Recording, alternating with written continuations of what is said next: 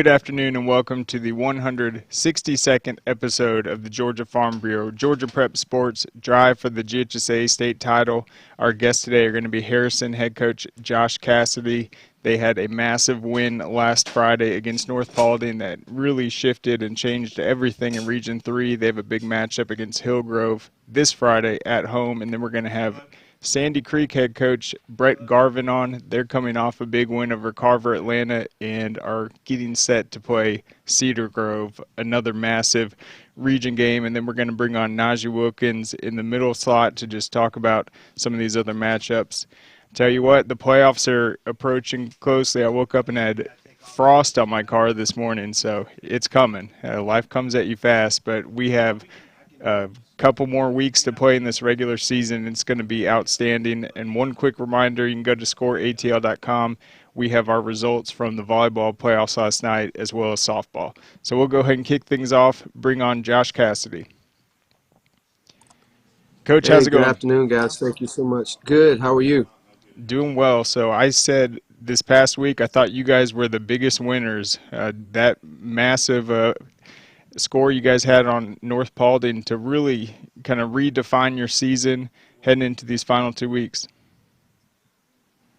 Yeah, it was great. We've been in 6 games like that where the game has come down to the very last play, and unfortunately we've been on the losing side 4 times and on the winning side twice, so it's definitely better to be on that side of the game.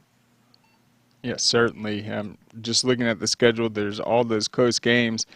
But what has the message been just after that? Just maybe not being pleased with your record, but still trying to find the bright spots and just doing anything you can to continue to improve. The message for us is that Hillgrove they're just like we were last week. Last week at this time, we had lost to McKinney and Hillgrove. They had 2 weeks to prepare for us, but they're 14-10 loss to one of the best 2-5 teams in the country, probably Marietta, and they played them tough. It was 14-10. So for them, they're in the same place we were last week. If they can come out and win out, they have a chance to be region champs. That's just kind of how our region shakes out. So that's been our message to our guys, just to stay focused on Harrison High School and not any outside circumstance. Yep. I did want to ask you about that game, though, because that's going to be your next 2 opponents, Hillgrove and Marietta. So Marietta, you said, was able to come away with that 14-10 victory. I mean, you mentioned Marietta 2-5, one of the best 3-5 now, one of the best 3-5 teams in the country. But what did you see just in that matchup between those 2 opponents? Well, I do know that the quarterback at Marietta was at Hillgrove, and he had 2 brothers that came through the Hillgrove program. So I know that there was probably, this is just outside looking in and watching the game, a lot of emotions that ran in that game. But what I saw out of that game out of Hillgrove is a great defensive effort. I mean, they had multiple turnovers, one for a touchdown that they got down in there off of a screen. And I just saw kids flying around on defense. I mean, you could tell they were on a mission to beat Marietta and came very close to do that. And then, offensively, they didn't generate the points that I imagine had hoped to. But what I came away from that with was that it was a very emotional game for Hillgrove, and they gave their very best effort to a very good ball club. Yeah, and we know Marietta is a team that likes to pass the ball typically more than others. Hillgrove obviously was able to make it difficult on them. I think you guys are a similar team that has a really great passing attack. So, I mean, how are you guys gonna stack up against that Hillgrove defense and be able to move the ball, complete the big plays that Marietta had to fight to do? Yeah, I think play within yourself, and not necessarily focus on any outside circumstance. But, we have a theme, that we want to close the gap, and that means that we want to control what we can control. And the overall idea is just to win this rep. We can't focus on the last rep, the next rep. We got to win this rep that's right in front of us. And so the way that we're able to compete offensively against a very good defense that they have, they have they have six 12th graders on their defense. And so they're pretty seasoned in that regard. But if we just focus on winning this rep, focus on doing our job, I think that that's what our focus is going to be is the play in front of us and not the play behind us or the play that's after the one that we're competing in. Yeah, and you mentioned those close losses, but I think one of the good positives is like even the game like South Paulding to open the season, you guys have the answers within the game to keep yourselves in striking distance, and then maybe they have the ball last and come out with the win. But how have you guys just been able to manage the game 4 quarters and respond in the game? So, going back, I mean, I could go through all of them, but, we're doing we're making a conscious effort, as every ball club in the country is doing, to protect the ball. That's been an issue for us. But for us in managing the game right now, our focus is each week, because, when we make calls based on players, not plays.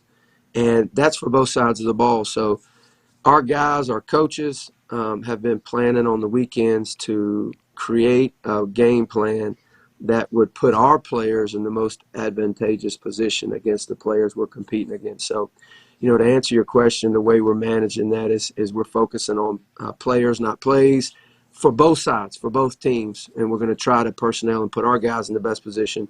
And I'd imagine that'd be the same answer you get from every coach in the country. Yep, and what have you seen from your quarterback, Braylon Ford? Just the way he started, he's had a ton of success going through the air, but just kind of keeping the team positive and being focused just heading into this region stretch. Yeah, very excited for him and the success that he's had on the field.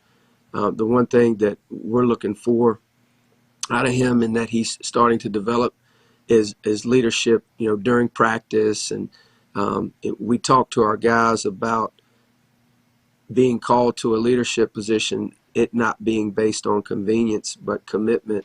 And that's difficult for young people. And he's doing a great job of starting to be vocal. Not every person is a vocal leader. And I'm not speaking to Braylon in particular, but just in general, some people just want to lead by example. And the message that we're giving our guys, because we've started meeting with them on Mondays, a selected group of kids, is that you have to come outside of your comfort zone. And that doesn't mean you have to chastise or belittle, but you do have to grab a hold of people and auditorily tell them, hey, listen, you've got to do this, that, or the other. And you can't just lead by example. You have to also speak life into these guys and to encourage them if they are in fact making mistakes or not living up to the standard that we've set for our program. And what was it about the North Paulding game? I mean, his attempts were up. He had just an outstanding performance, 38 attempts, 235 yards. So just to have him really take over in that game when maybe it wasn't advantageous to try to run the ball. Yeah, I mean, and of course that's game plan type stuff. You don't want to talk too much about that, but that's what we felt would give us the best opportunity to win that game. Yeah, for sure. So as a team, it was just 25 total rushes for 28 yards. I mean, we've seen North Paulding play Walton. That's a explosive team that obviously was really motivated to get that win. So, I mean, just a huge result. I wanted to ask you about the South Forsyth game, though. It looks like, is it Brady Clues? Yes, Brady Clues. Yeah, I mean, It's he's had some big KLUSE. performances. And yeah, he's right. I mean, I don't know where he is now, but at one point he was the leading receiver in all of 7A. He is, I mean, just put the tape on, and then if you look at the stats as well, he is, it's been a joy to watch and coach. Yep, so in that South Forsyth game, that was 9 catches, 150 yards, 3 touchdowns. And then we got to talk about the defense, and Holden Trice just been an absolute tackling machine for you guys. Yeah, so, to Brady, of course, and to Holden. Obviously, you know, in a forum like this, we talk about selected players, but those guys have players around that allow them to do what they do. You know, with Brady, we've got to protect. And so that's a treat to our offensive line and running backs and tight ends that are staying in to block. And then, of course, Braylon to distribute the ball. And then also to other receivers. You know, we've got Reggie Brigman, who is you have to know where he is on the field as well. So you have to mention those guys when you talk about the stats of an individual player. And, of course, with Holden Trice, he's a 3-year starter for us. You know, he was a freshman in 19, and then he started the year after in 2021, and obviously this season. And he is just he's been phenomenal for us. And then you have to, of course, those guys up front, speaking about the defensive line, they're required to do something that doesn't allow us to talk about them right now.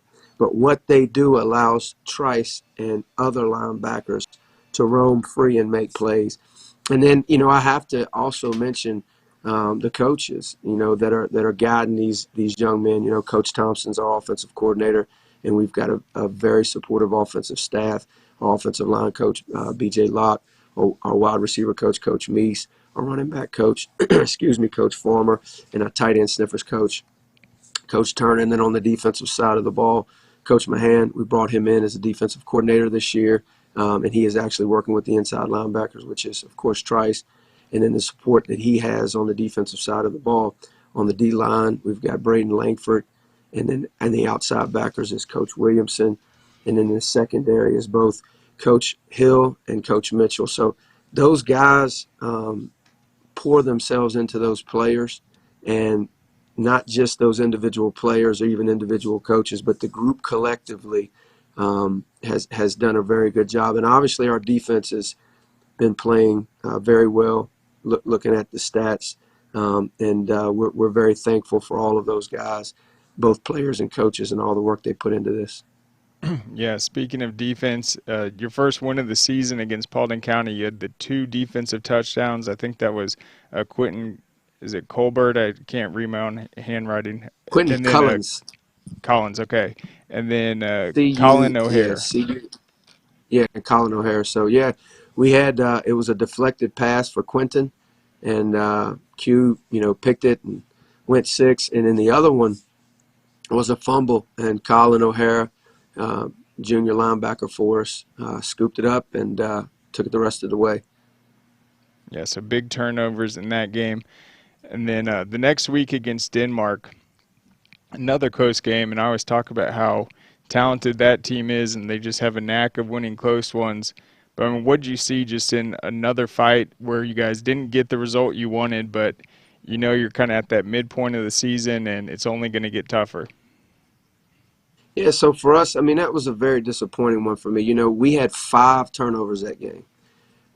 2 of them, one of them was a touchdown, one of them was a field goal. So that's 10 points off of turnover. So it was disappointing. You know, we had another great defensive effort that game to keep it as close as we did because of the position we put our defense in.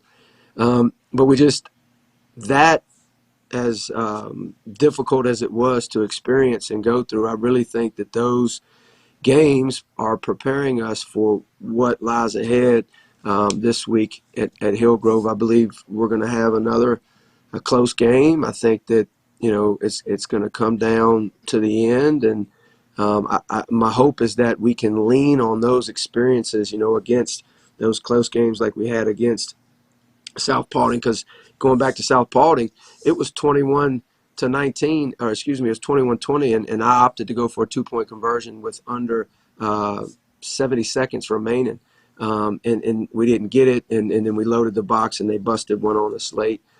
So my hope is that those South Paulding, South Forsyth, and even the Paulding County, Denmark, and the McEachern game will serve as difficult as it was to lose them, but serve as something that will help us go out here and beat Hillgrove this Friday night. Yeah, that's right. So, yeah, South Paulding was a 28-20. I think that might have been Jamarian Wilcox had that late 87-yard touchdown. But the 5 Yep. turnovers against Denmark, you mentioned the missed field goal. I mean, obviously, just not having field advantage, or, yeah, field position going your way in that game was tough. But I mean, how has the just special teams and that department improved just since then? And were you able to take advantage of that against North Paulding? So really, we didn't get an edge on special teams against North Paulding. They did a phenomenal job, and I'm just looking through. We chart hidden yardage and we chart all those stats. Our special teams, we actually had a blocked punt for a touchdown against Denmark that even put us even closer to that. But other than that, they've been very stable. We chart our hidden yardage, and we've been plus some games, minus some games, right at zero some games. So I don't know that we're helping to win games, but I think that we're managing the field position for our guys, and trying to put our offense and defense in the most favorable positions to be successful. And then you mentioned, I think it was Reggie Brigman as a guy that kind of brings that explosive big play ability. But I mean, just who else offensively are you just looking for just to keep defenses guessing and just be able to threaten them with big play ability just moving forward? Yeah, I mean, big playability right now. We've been dealt with some injuries. One of the most explosive players we have has been sidelined, and so if we could get him back out on the field, that may help. Grayson West, he had a big play against Paulding County on a screen play off to the edge there. So, but I would say to answer that question, our offensive line, if and not that they possess big explosive play ability because they don't put the ball in their hand, but they possess the ability to create the explosive play. And so those guys are the guys, up front, and we've got seniors, Bo Ritchie. We've got seniors, Basil Yorio, and then we've also got some underclassmen in there. We have Corey Burklow is on the line, and then we also have an underclassman, Jason Monica and Ethan Sweat, who are running the tight end positions. But yeah, so for us, we're pouring in. Those guys don't have the ball in their hand, but they allow us the opportunity to have these explosive plays. Yep. So it looks like, did Grayson West, he went out in the Kennesaw Mountain game or the McEachern one?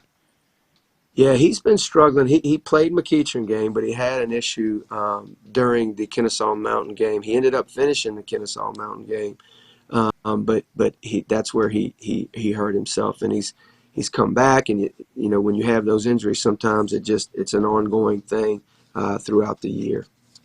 Yep, and I've noticed, I mean, Colin Bellamy, he's had a bunch of tackles for loss. And then, how do you say his last name? Jaden, is it Nagy? Nagy, Nagy, all yeah, right. G-N-A-G-Y, yeah, Jay Nagy. Yeah, so he's had a lot Yeah, of those two. tackles for loss, and he's been able to get some pressure. Yeah, those guys. And Colin Bellamy is a 10th grader. Jay Nagy's an 11th grader, and they have been phenomenal. They have been absolutely phenomenal. They both possess a different ability. When Jaden gets his hands on you, he's gonna go through you and put you into the ball carry. And then whereas Colin Bellamy is very, very long and has the ability to get his hands on you when you don't think he can. Yep, and just last question. I mean, what have you seen just from your team heading into this next big matchup just after that North Paulding win? Yeah, and I want to back up. I know I missed one of our offensive linemen just thinking through it. Nathan Weimer's another underclassman who is on our offensive line. And if I missed anyone else, I just wanted to make sure that I mentioned him. But what I've seen out of our guys is we're trying to work together. We believe that if you do what you've always done, you're going to get what you've always gotten. So we're trying to create an opportunity and an atmosphere that challenges us, coaches and players. So what we've seen out of our players is a great response to that. They have accepted that challenge. We're changing up the practice structure. We're changing up everything. We're adding incentives. We're taking away things. So we're just doing everything we can, because after we came out of Pebblebrook and we sat down as a staff and as a team, and we're not it's easy to, when you get to that place where you're 1-6, to, okay, let's see how we can fix this next year. How can we change something for the off season? And that wasn't our goal. Our goal was to fix it now. So we started, doubling down on our meetings, doubling down on our effort, trying to be as creative as we possibly could. And so, as coaches, we've been putting that on our players, and the players have just been responding well. So, excited to get out there today and practice, and then also tomorrow, and then see what we can do on Friday. Absolutely. A tremendous opportunity ahead of you guys with these final two games. Thank you so much for coming on, Coach. Yes, sir, Chris. Thank you so much for what you do for high school sports. Yep, you bet. Good luck. Go Hoyas. Thank All you. right, so we're going to Yes, take sir. a quick break before we bring on Najeh and thank our sponsors, Georgia Farm Bureau. Our mission has always been to support Georgia farmers. That's why we created Georgia Farm Bureau Mutual Insurance Company, providing financial protection that farmers needed. While this remains the same today, we've grown to protect all Georgians through home, auto, and life insurance. From the very beginning and into the future, we stand for every Georgia community. We are our Farm Bureau. All right, welcome back. So Najeh's about to come on. We're going to talk about some of the big storylines going on in the state. And one of them we briefly mentioned on Monday was just Rabun County, what they've been able to do. Jaden Gibson at quarterback, though, they have Keegan Stover. He transferred over from West Forsyth. Last year we had a big season, and his numbers this year are off the charts. This past week against Elbert County, he had 21 to 28 passes, 366 yards, 4 touchdowns, and on the season, 27 touchdowns, 0 interceptions. So we're going to try to get Coach Davis on Friday to talk more about Rabun County. And then, of course, the receiver, Jaden Gibson, just putting up massive numbers this season, 73 catches, 1,363 yards, and 19 touchdowns. That's 171 yards per game. But they also have it's Lang Wyndham in the backfield. He's able to do big things. He had a 114-yard performance in that Elbert County win last week. Elbert County was undefeated heading into it. They dominated. And then defensively, Nicholas Beloga, he has 126 tackles this season. And against Elbert County, 14 tackles, 3 tackles for loss, an interception, and a forced fumble. So we're going to bring Najeh on right now. All right, Najeh, so I was talking a little bit about Rabun County. I'm going to try to get Coach Davis on Friday, but, I mean, what do you think? They had that successful run last year in 2A with Gunnar Stockton at quarterback, and then to just be in this new classification and to be rolling like this, I mean, it's got to be a lot of excitement just what they're able to do week in and week out.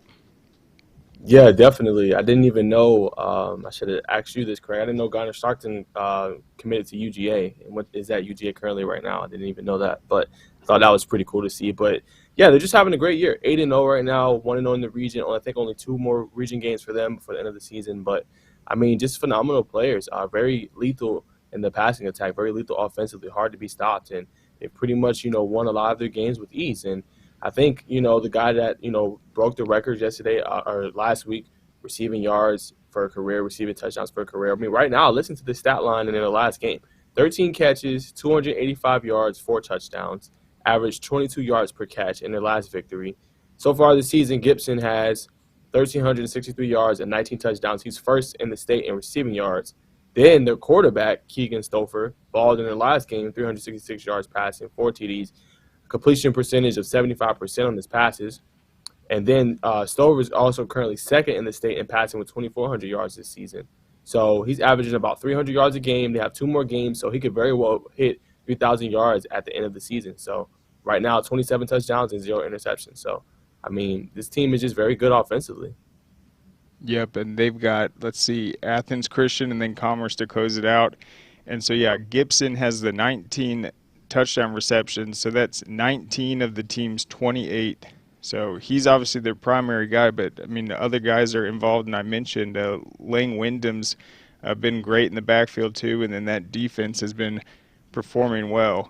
and obviously their PAT kicker is getting a good workout also. But another team that I mentioned to you that I wanted to talk about because we've been kind of focusing on 6A with Hughes and all these other teams, but I think Roswell has continued to kind of get better this year. We saw their big win over BT. They dominated Lassiter. They dominated Pope.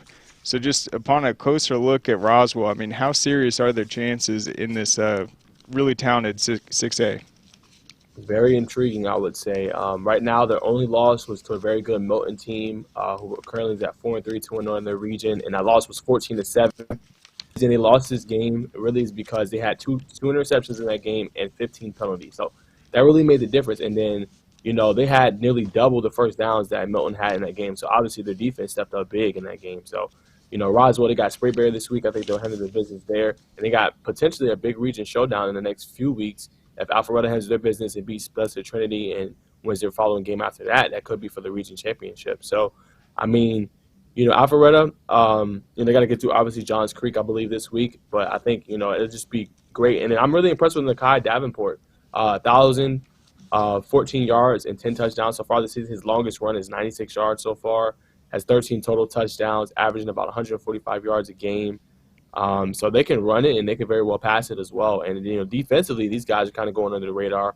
Two guys who can rush the passer really well is Chase Morrison, 6 sacks on the season, 5 quarterback hurries. Then you got Mark Trigg, who has also 6 sacks, 57 total tackles, I believe 3 QB hurries. So, I mean, I think just both sides of the ball, they're very good. They can put some pressure on you. They're good at stopping the run, and then offensively, they can run the football well and also pass. So when you come to playoff time, you're playing these good elite teams, that's what you want. You want to be able to beat teams in a multitude of ways and be able to depend on, okay, if the pass is not working, I can run the football. If the run's not working, I can air it out. So I think that's why Roswell is having such a good season. Yeah, it looks like it's going to be Roswell and Alpharetta for the potential region championship in a couple of weeks.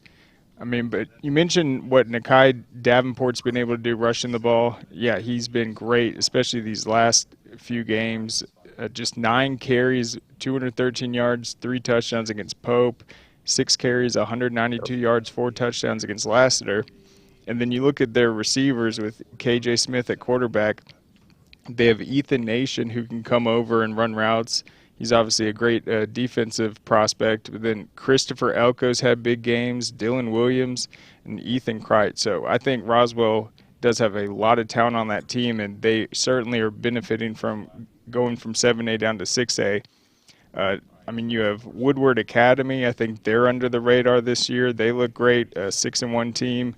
They're coming off a 56-7 win over Rockdale County. They're going to be playing Jonesboro this week. But I want to talk about our favorite Region 5 with Hughes, South Paulding, Douglas County, Paulding County. I know you were talking with Sire Hardaway on his chances of coming back this season.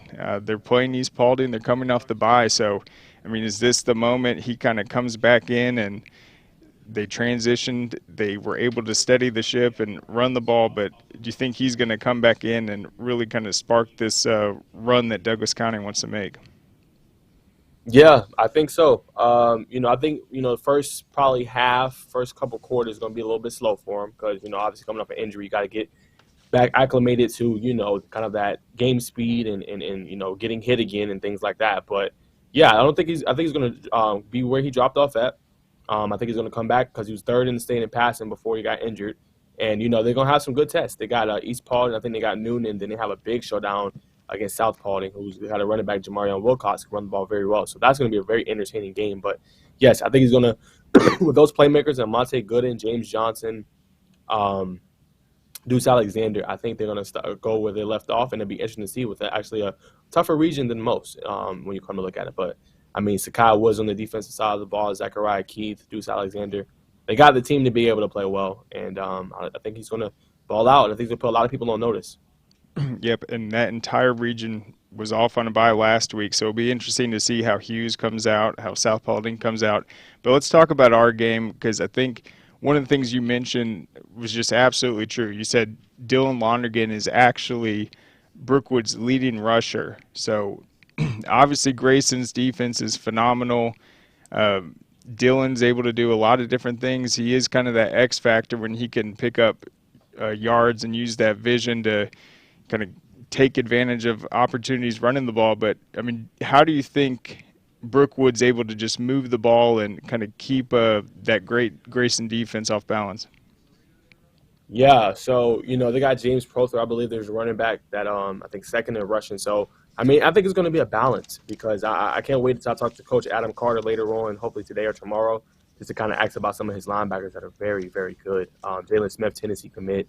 Tyler Atkinson is just a freshman. I think he has over 67 total tackles. I mean, just runs through the ball. I mean, just runs to the ball very well, and it really lays some hats on some people. So I can't wait to see what he has to say about that great linebacking core he has and good, stout defensive front. But for Brookwood, it's going to start with that offensive line, 3 returning stars on the left side, the ball starting from the center all the way down to their left tackle and left guard. So how can they kind of hold up against that defensive front? That's going to be the biggest question first, because then that's going to help them establish the run. Then, at least the pass. They have, obviously, a very good quarterback, one of them probably the better ones in the state, commit longer, but it's going to be getting the ball, getting into his weapons. Mason Massagills leads them in receptions right now. You compare that with Bryce Dobson, who's very good, 456 yards receiving right now, 6 TDs. We've seen in week 1, Corky Kell Classic against Norcross. He had 2 touchdowns, a great Hail Mary catch there too. So, I mean, they got weapons all over the field. So the biggest thing is, can that offensive line hold up, be able to establish that run, and allow them to get the ball to the playmakers on the outside? That's going to be my biggest question. And then as far as Grayson, just establishing the run.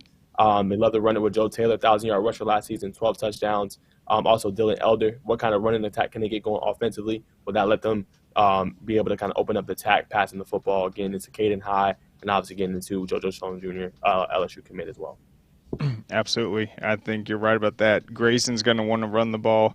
Can Brookwood's defense step up and bring that physical presence? I think the matchup's just interesting because, I mean, both teams are really good football teams. I mean, when Grayson plays, it's top notch. They're as good as anyone. Brookwood has that same sort of ceiling. So that's why I think this matchup is so interesting. Just kind of at this point of the season, those two teams that I don't think we've seen them fully hit their stride, but they usually tend to do. And this is kind of when Brookwood took off last year before they made their big run, as well as Grayson. So I think they both are going to be ready to go. We'll get that first taste of a playoff atmosphere. But what other matchups do you think are going to be kind of intriguing this weekend? I think one of them has to be just Sandy Creek and Cedar Grove. That's just such a huge showdown in 3A. I'm glad you brought up Sandy Creek because they, I believe, correct me if I'm wrong, I believe they defeated Cedar Grove last year as well. Yes, they did. It was the last week of the season, and then they got beat in the first round by Dawson County. So talk about just a kind of abrupt ending to this incredible result. You beat the defending state champs. You have all this momentum going into the playoffs. I mean, that's a state championship caliber program, and then to lose in the first round, that was a heartbreaker for them. And so I think what's also interesting is Carver-Atlanta got the win over Sandy Creek last year, and they just avenged that loss. I mean, beating Carver like they did last week, 22-12, I think that says a lot about their defense.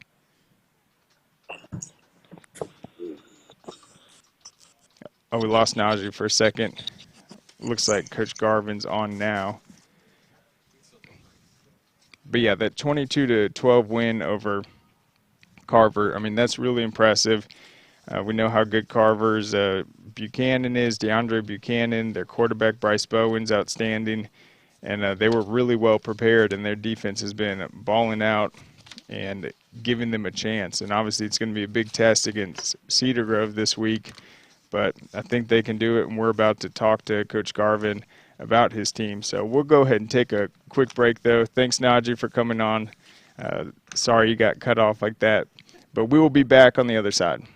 Our mission has always been to support Georgia farmers.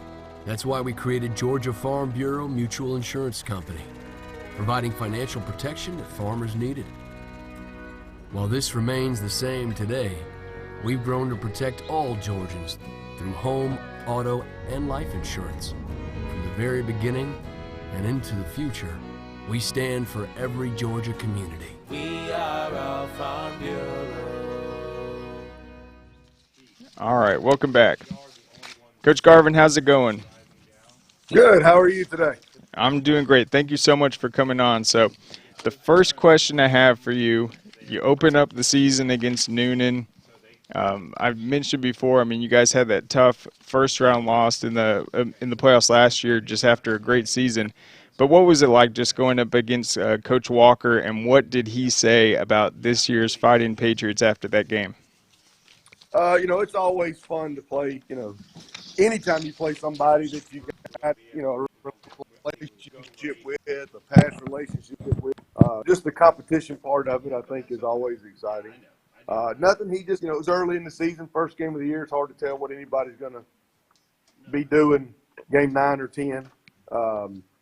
But it's always interesting because there's a lot of coaches over there. He has a lot of former players. Of course, our families know each other. So the offensive line coach that coached with us here is a principal over there now. So it's always fun. Yeah, I'm with this Region 5. I mean, we've had Coach Miles on. He was talking about just how difficult it was for him to fill that schedule. We've seen what Cedar Grove has done. 7A program after 7A program. They're playing teams all over the country. So, I mean, what was it like just with a 4-team region to finalize this really tough schedule? Yeah, it's because but we're needing games when everybody else is already into their region play, so they don't have available weekends. It's extremely difficult. So you kind of a lot of the regions, the only regions that have these smaller regions are 7A and 6A schools, and so it becomes tough to fill the schedule. Yeah, and then usually when I ask coaches this or make assumptions, I'm mistaken. But in the case of Jameer, Lattimore, and Amari, are they indeed brothers? Yes, they Okay. are. So talk about just how huge they've been just at the quarterback position, and it looks like Amari, just only a freshman, he's been kind of getting involved any which way he can. Yeah, well, Jameer is a special talent, and then as I talked to John the other day, and I think all the quarterbacks in this region are pretty good. Yeah. But Jameer's real high IQ guy, real smart, runs the offense exactly the way we want it run. And then Dorian Graham was our running back, and then against Noonan, he strained a ligament in his arch, and he's rehabbed it. Collins Hill, and it started. I guess he had done a tremendous job for us as a freshman. Carries the ball real well. He's just put together differently.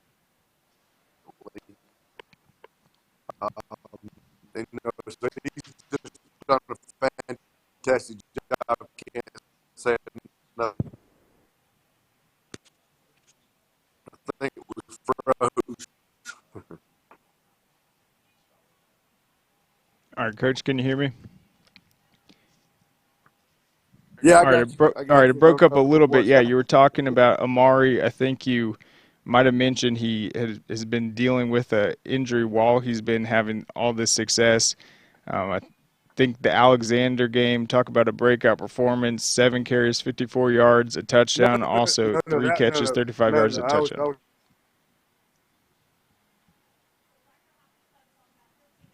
Sorry, go ahead, Coach. yes. Actually, what I was talking about. Can you hear me? I said, can you hear me? Yes. I was actually original back is the one that was done beautifully all year. And yes, he does catch the job. The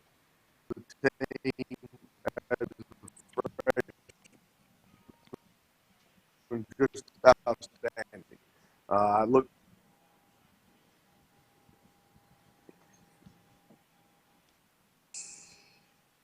All right. So I think what he was actually saying, the original starter had gotten injured and then Amari came in. So, I mean, that was obviously really tough to hear. But yeah, Amari Lattimore, his older brother's at quarterback Jameer, who's been phenomenal. Just that first week against Noonan, he had the 3 touchdown passes, also 9 carries, 88 yards, and 2 rushing touchdowns. So he accounted for all 5 of their touchdowns in that game. They play Greenwood, South Carolina next. You was talking about just the difficulty of filling that schedule. So really, their first game against the Class 3A opponent came 6 weeks in. That was against Jackson, and that was after they got the big 33-17 win over Collins Hill. Another talented matchup, and their only loss so far was an overtime loss to East Coweta, 23-20. So that was a game that went into overtime. They got the field goal at the end. Jameer had a tough day passing, 7 of 25, 69 yards, a touchdown, and an interception, and they still were that close to beating a really good 7A program. So obviously East Coweta is a talented team. They kind of struggled in terms of the completion percentage, but still fought it out and almost got the win. So they've been dominant, haven't lost in regulation all year. And then in this latest win over Harris County, they hold them to just 3 points. Sorry, that wasn't their latest one. That was the one before the Carver game. But that's what closed it out. They went on the bye. And then this past week, Najeh told me the stats. Carver-Atlanta only had 180 yards of offense.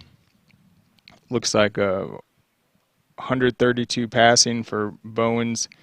And I mean, that is a really strong result right there to limit Carver. I mean, that's a team that is really just athletic. They're well prepared, they're experienced, and they've been giving everyone trouble just in terms of their offense and what they're able to do, their game plan.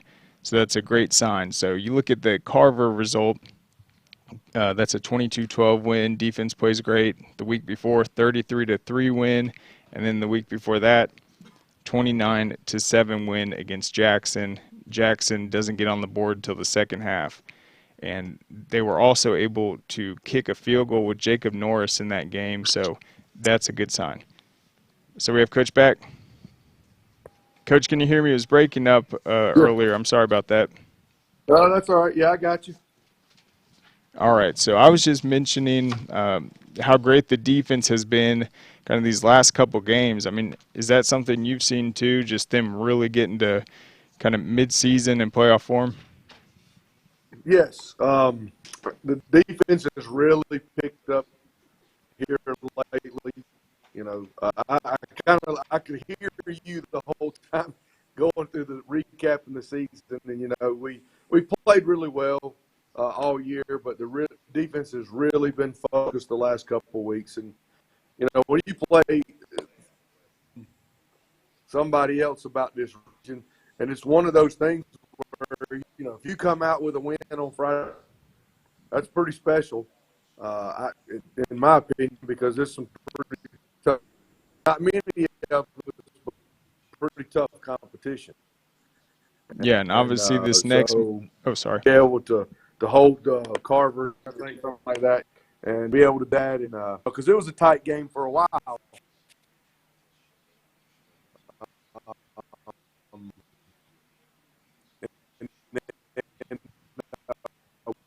We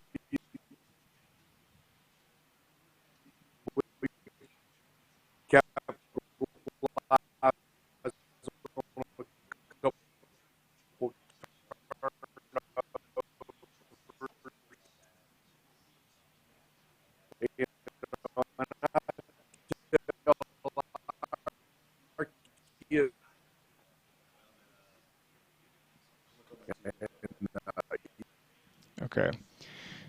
So, yeah, he was talking about the Carver game. If we get him back, I just want to ask one more question just about what he thinks about this Cedar Grove matchup, what he's seen. I think he had mentioned he had talked to Coach John Adams earlier just about this upcoming matchup, and obviously Cedar Grove is going to be taking the trip to Sandy Creek.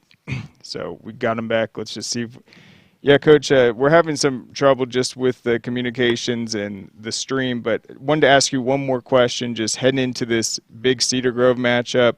And what do you think is going to play out, and how confident are you guys that you're able to kind of win this game and set your guys up for home field advantage in the playoffs?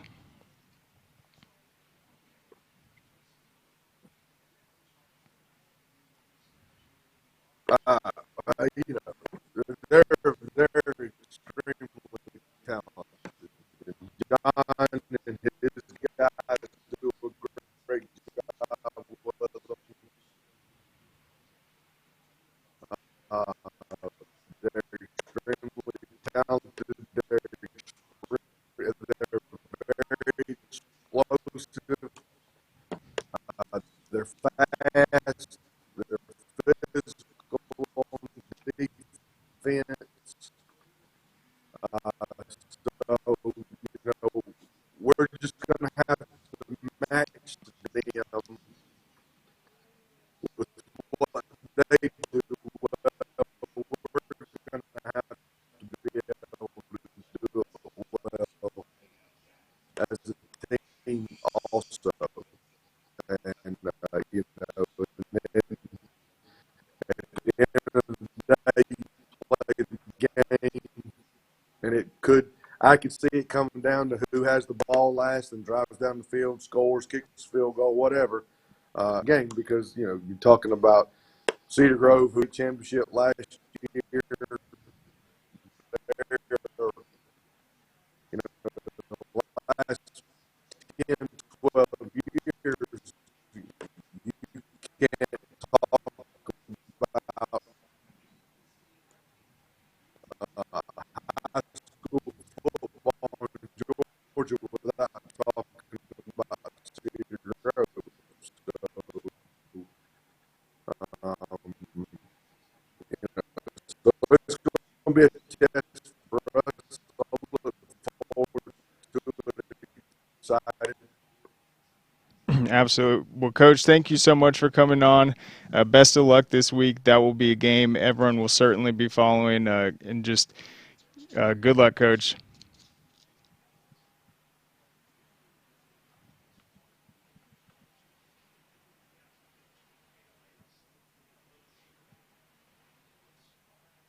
All right. Well, that's too bad with that, but wanted to talk a little bit more. So he was talking about just playing Cedar Grove. I think when we saw Mill Creek beat them earlier, we talked to Coach Lovewood, and he was saying that Cedar Grove is so big and talented in their secondary, so he felt like they were going to have to kind of use the run, but not necessarily just try to line up and run, because obviously Cedar Grove's great in the trenches too, but we really saw Hayden Clark was able to take off at the quarterback position and pick up positive yards with all that green space. That's obviously something that Jameer Lattimore can do. His running ability at quarterback, and obviously Cedar Grove's well aware of that. They're going to game plan to kind of stop him, but I think if he's able to take off and pick up some yards with his feet to keep the chains moving, that's going to be able to kind of create that battle of attrition and keep Cedar Grove's offense off the field. But yeah, what a great matchup that's going to be. A couple other names I want to mention on Sandy Creek. You have Travis Franklin. You have Keyshawn Kinney's been getting involved. You have Travis Franklin. He had 2 sacks in the Carver-Atlanta game. Cameron Watts had an interception. And then at middle linebacker, 6'3", 215, that's Marcelius Polian. He had an interception in that win as well. The game against Collins Hill, Joel Reese had 2 tackles for loss, 10 tackles, and they actually had 8 sacks in that Collins Hill game. So they are going to be bringing a lot of pressure. The defense has been tremendous, and obviously it's going to come down to the trenches and what he said, just a late turnover, maybe a late field goal. Coach Garvin is expecting a close game, and I agree on that. That's going to be number 4 Sandy Creek at home against the top-ranked Cedar Grove Saints, a tremendous matchup in this loaded Region 5. And I think Cedar Grove's last game was that Wednesday one against Douglas, so they've had a couple extra days to prepare for this one after just playing a ridiculous schedule. So I think Cedar Grove, Sandy Creek, that's going to be one of the top games, and we will be updating that throughout our broadcast this Friday at Grayson with Brookwood. Reminder, go to scoreatl.com. We'll have some previews up for some of these games. All our statewide playoff coverage for volleyball and softball, and more previews just for Najeh's game of the week. And we will see you back on Friday.